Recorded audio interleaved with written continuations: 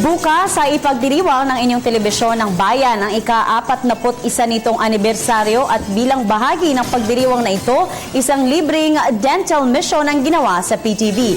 Para sa mga detalye, narito ang aming kasamang si Jules Giang.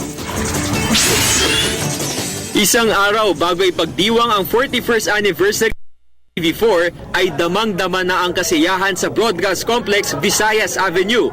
Kasi naman ay may libreng dental services na pwedeng makuha ang mga empleyado ng PTV4.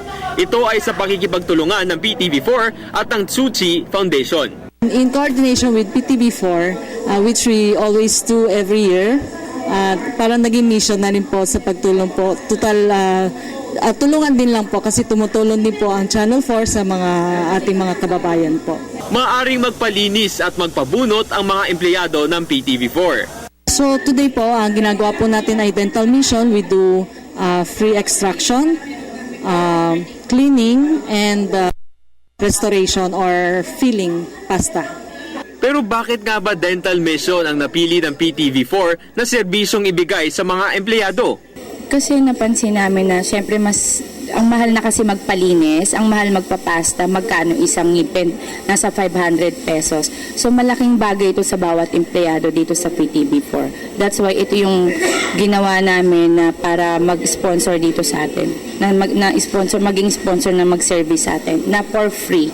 Lubos naman itong ikinatuwa ng mga empleyado tulad na lamang ni Elena Embas. Siyempre naman, nakakatuwa po talaga na nagkaroon ulit ng ganito sa Channel 4.